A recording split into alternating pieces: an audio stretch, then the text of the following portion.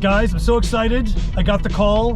The new lead rig for Scorch is here, and I'm here with Pablo, SCORCH Scout, and we are on our way going to pick it up right now. I want you to come on along, and then a little bit later on, I'm taking it out for first impressions on-road and off-road.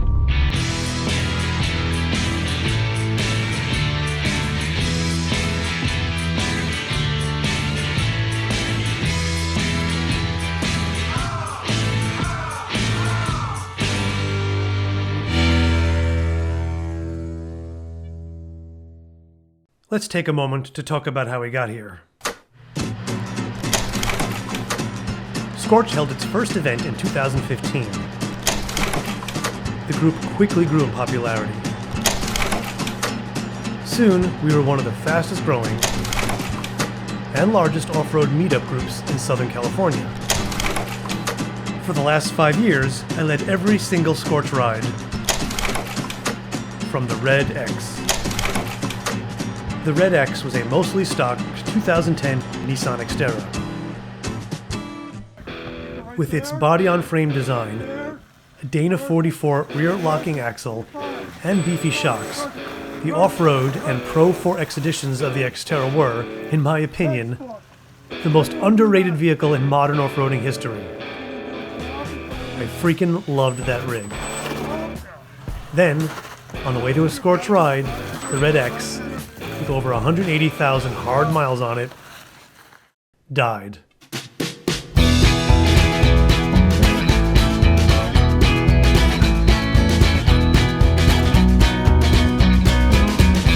That left me looking for a new lead rig in the middle of the absolute worst market for buying cars.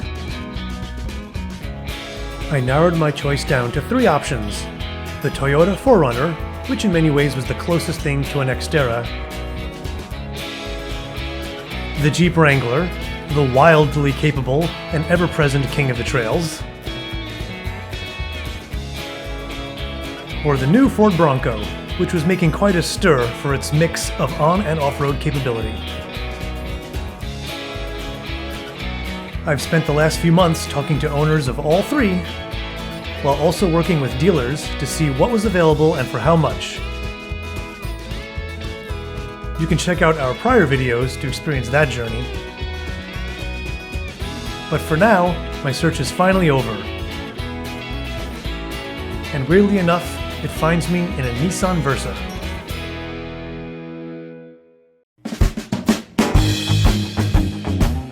And in case people are wondering why we're sitting in a Nissan Versa, instead of your 5th gen 4Runner, tell them what happened to your rig.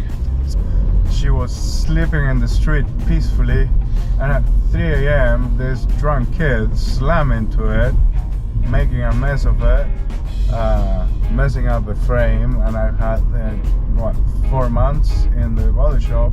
Next step is going to have to deal with insurance, trying to make up for all the aftermarket part. Sorry. Yeah. And we very much look forward to the return of your 5th gen. So Pablo does not know where we're going. I've literally kept this so much of a secret. Yeah, I was that even he doesn't even know where we're going. I was afraid I was going to be blindfolded to drive there. We're getting close to the Toyota dealership. Do you know where all the Toyota dealerships are in Los Angeles? I know where this one is. Yeah. Slow down for a sec, because I want to get video of us driving right by it as we say, nope, we did not get a 4Runner. I'm sorry.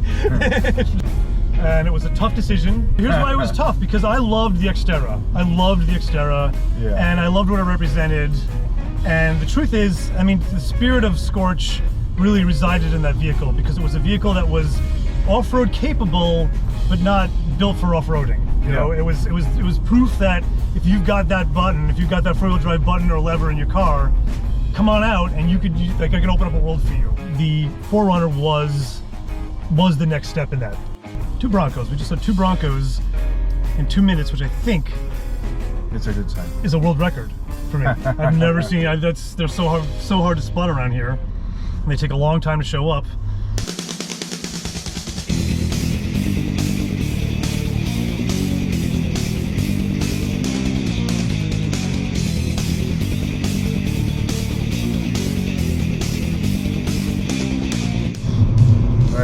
here? Nope. No. No, keep going. Oh, keep going. Keep going. Oh, there's Chrysler, there's Jeep. Yeah. Yeah, no, we're gonna keep going. All right. Oops. So get in the left lane here. Left lane. This one? Yeah, second left lane. So we didn't take the left turn before because you thought we were going to the Jeep dealership, right? Yes. Right. So the truth is that you can't make a left there. So you got to make a U-turn here in order to get to the Jeep dealership. So there you go. Yes, that's the choice. I'm getting a Jeep.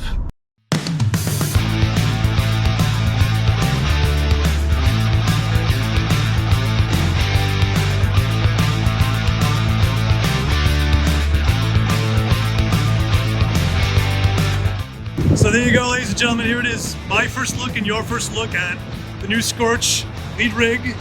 And you're thinking, that's a beefy looking Rubicon, and that's because it is. What we're dealing with here is this is the Rubicon with the Extreme Recon package.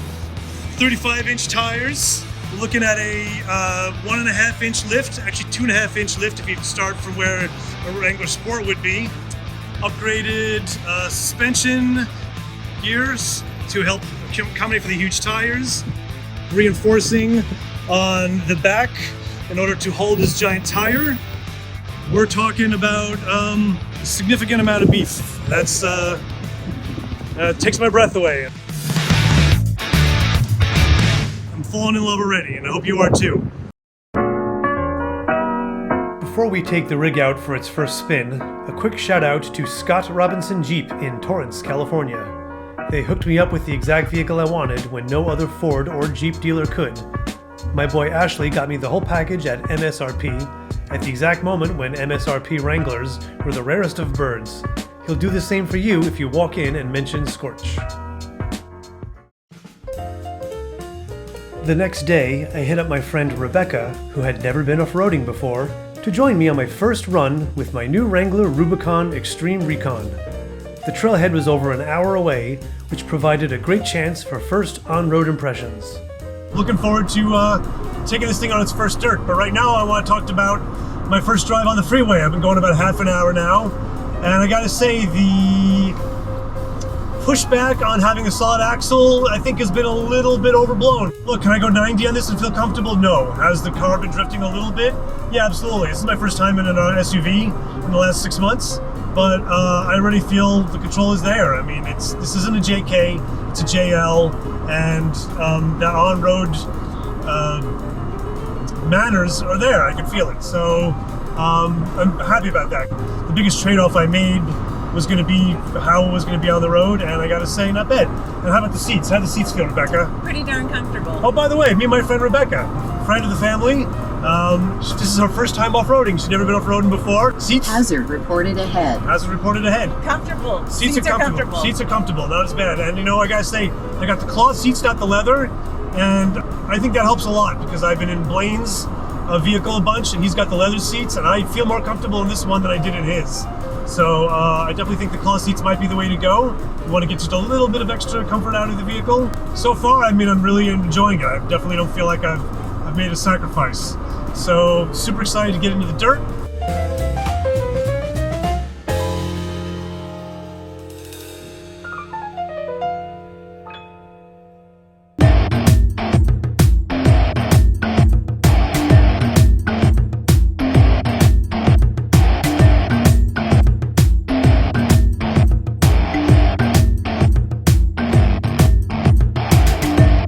At the trailhead, we met up with SCORCH Scout Ryan, who you may recall from a previous video.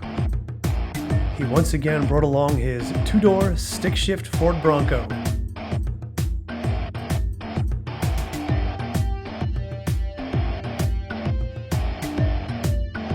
We set out to explore around Lytle Creek in Southern California's San Gabriel Mountains. Heading down the mountain. It's a good one.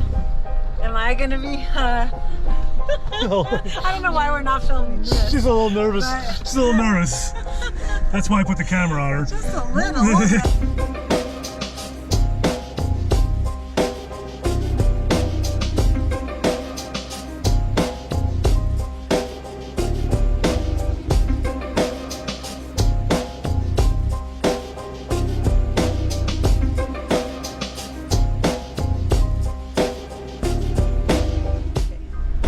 So I'm loving it. I mean, I gotta tell you, coming from an Xterra, of course, huge difference. As you can tell by everything's bouncing around, it is crazy in here, but we were just rolling up it no problem.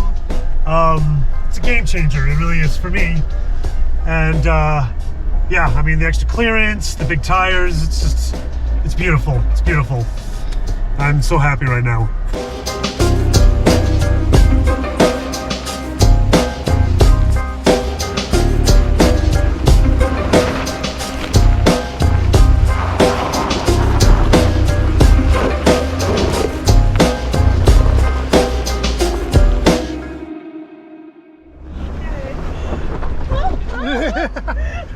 You okay? Sorry, yeah. Okay. Gets a little bumpy sometimes. Yeah.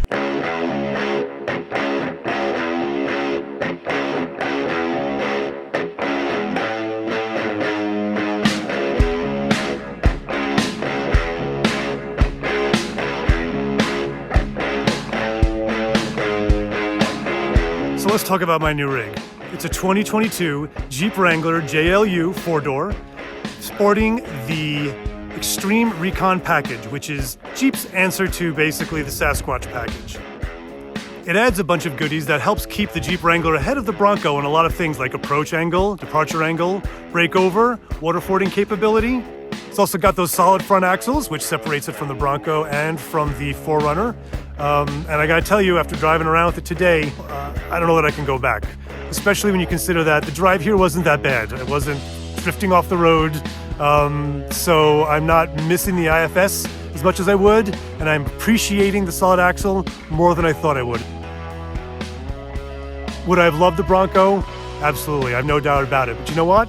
I couldn't get my hands on one. It couldn't be done. I was wanted to pay $10K over sticker or wait until 2023, and I needed a rig. I got a group to run, I got runs to schedule, and I can't wait. I mean, Ford, I'll maybe see you in 5 years when this thing is paid off, and we'll take another shot at it. But right now, I'm going with the Jeep. Hi, Becca. Hello.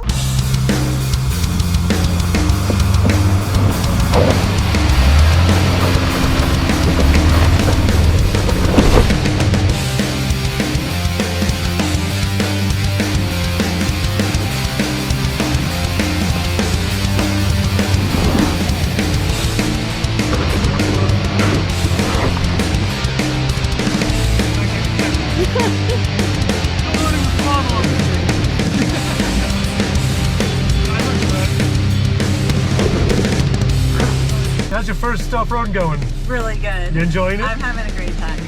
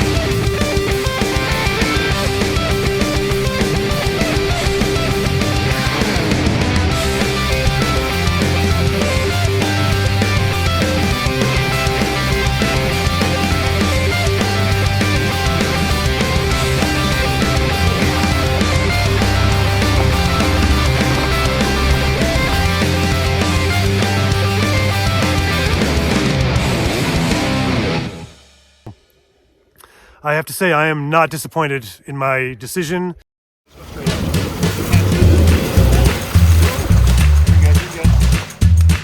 On the next episode of the Scorch Diaries, Man, that was close. my quest for harder trails takes me out to southern Utah, where I meet up with an old friend in his newly modified rig.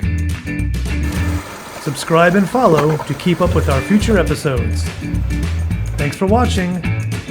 See you out there.